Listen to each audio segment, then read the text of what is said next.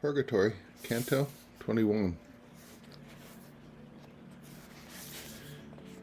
Canto 21, the story. While passing along the fifth cornice, Dante and Virgil are overtaken by the shade of the poet Statius, who tells them that the shouts and the shaking of the mountain celebrate the release of a soul from purgatory, and explains how that release is effected.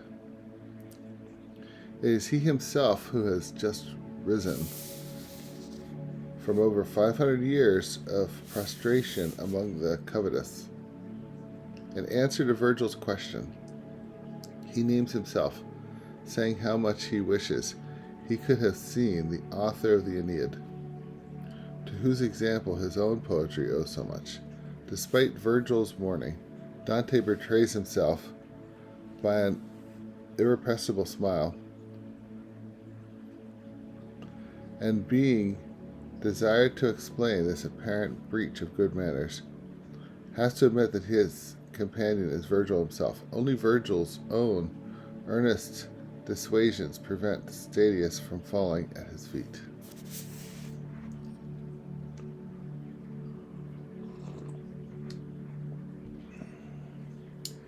The natural thirst, which nothing quenches, bar that water which was begging a bounty free by a poor woman of Samaria, distressed me still while haste was urging me behind my guide along the cluttered way where the just vengeance moved my sympathy. One lo, now, like the tale in Luke, how those two wayfaring men saw Christ appear, new risen from the rocky tomb that day. A shade appeared to us, who from the rear overtook us, while, his eyes downcast to view the prostrate throngs, we knew not he was near, till he spoke first. God give his peace to you, my brothers. Then we turned as quick as thought, and having made the countersign thereto, Virgil began, so may that one true court, which is doomed me to exile without ending, bring thee in peace, where all the blessed consort. Now, how now, said he, we pressed on notwithstanding. If you are souls shut out from God's high grace, who brought you by his stair thus far ascending? To whom, my doctor? Look on this man's face, which bears the marks of the angel set therein, and know him bound to reign in that good place.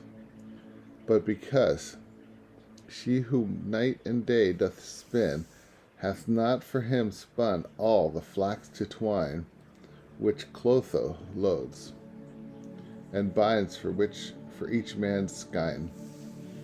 His soul, which is our sister, thine and mine, could not come up this mountain path alone, not having eyes which see like mine and thine. Therefore, from hell's wide throat was I withdrawn, to be his showman, and, so far, that is, as my school goes, I'll show and guide him on. But tell us, if this canst, why, just ere this, the mount so quaked and rang, as 'twere one cry, down to its marshy base, with jubilees. Thus did his question thread the needle's eye of my desire and hope to be fed full, suffice at once to make my thirst less dry. The shade replied, this mountain's holy rule admits no breach of order, nothing strange troubles or makes its custom mutable.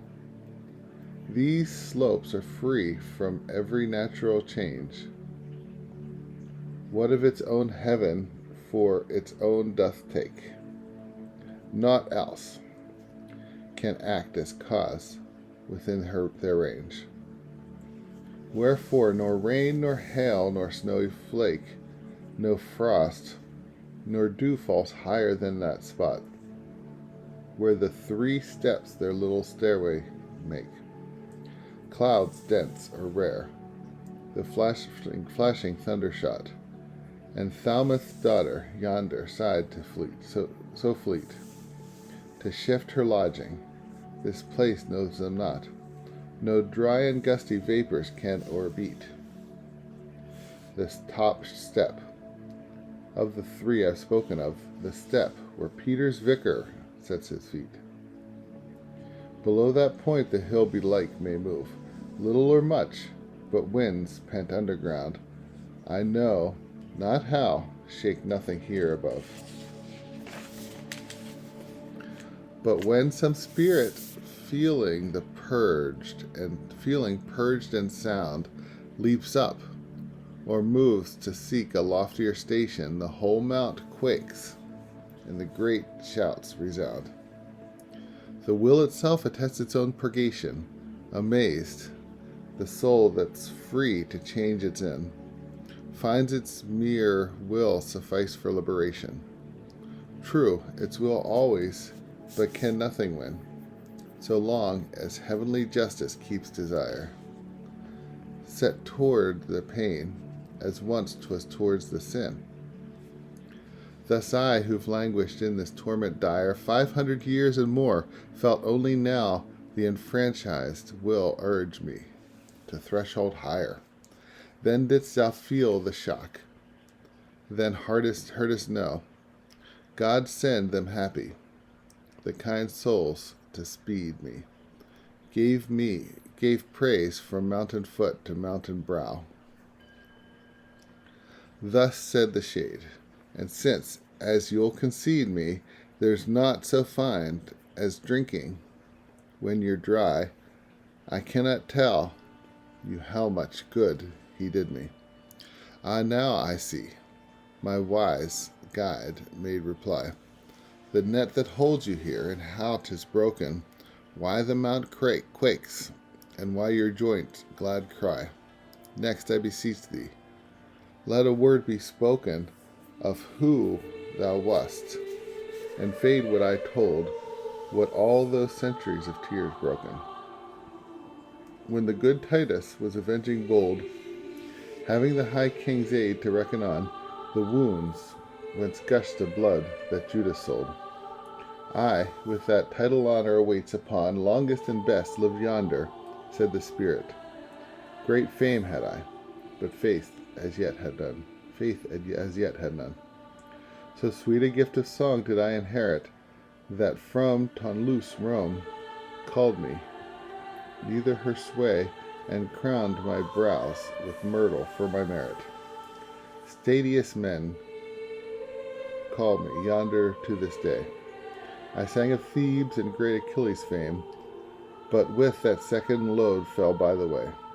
The sparks that lit the music in me came from that great fire divine, whence many another, thousand by thousand, fetched their light and flame.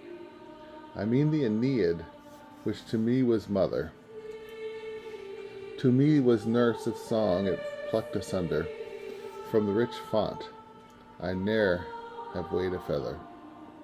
And to have had the joy of living yonder when Virgil lived, I'd lie a whole sun more beyond my term in exile and face under. These words turned Virgil's face to me, which wore a look that silent said, be silent still, but will with us is not made one with power. Tears, laughter tread so hard upon the heel of their evoking passion, that in those who are most sincere they least obey the will. I did but smile a hint beneath the rose, as 'twere the shade cut short what he was saying, and looked me in the eye, where truth most shows. Tell me, said he, so many a glad replaying crowned thy long toil, why, as I spoke to you, that flickering smile across thy face was but playing. So now I'm fairly caught between the two, one signals silence, one entreats me speak. I heave a sigh. What else is there to do? and to interpret me my guide is quick. Don't be afraid to say on, said he. Give to his anxious doubts the clue they seek. Then I, thou wonderest at my smile, maybe, spirits of old, but now, spirit of old, but now I want to bring a greater wonder yet to seize on thee. He who gives eyes to me for journeying stands here, and he is Virgil, whose high theme put power in thee of men and gods to sing. If other cause for laughter thou didst deem, I had 'tis false dismiss it nothing weighed with me except those words thou saidst of him.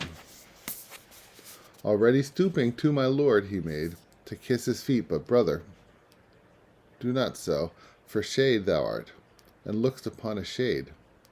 Thus he, and the others rising, now thou'lt know how large and warm my love about thee clings, when I forget our nothingness, and go, treading these shadows, like material things. The images. Statius. Publius Papinius Statius was the author of the Thebaid, an epic on the history of Eteocles and Polynices, and part of the Achilleid, together with a volume, the Sylvae, of occasional poem, and libretto and pantomime, and agave, now lost, but mentioned in Juvenal, and a poem on the German wars of Domitian, also lost. Dante's evident admiration for the poet of the Silver Age was a standing puzzle to the older and severer school of classical criticism, but modern scholarship tends to take a more favorable view. And his poems were highly popular both in the Middle Ages and in his own day. C.S. Lewis finds in Allegory of Love, finds that his work, the first beginnings of allegory as a literary form, and this may help account for Dante's interest in him. The significance of Statius in the imagery of the comedy has been much disputed, but it seems like that Dante wished to know a soul as being unaccompanied and helped him on his journey, not only by old Rome, natural humanism, but also the new Christian Rome, redeemed humanism. The story of Statius's conversion, if it does not derive from ecclesial legend, may have been invented by Dante for this purpose. I think my humanities professor back in undergrad, back in the early 90s, late 80s, no, it would be the early 90s, 93 and 97, when I had his class. I think he wrote an article on Statius at some point. If I remember right, he had a number of articles on various poets in Latin that he had published mostly in the 1970s for his publications. Of course, my love of classics probably really emerges there with his class. That's John Bodo.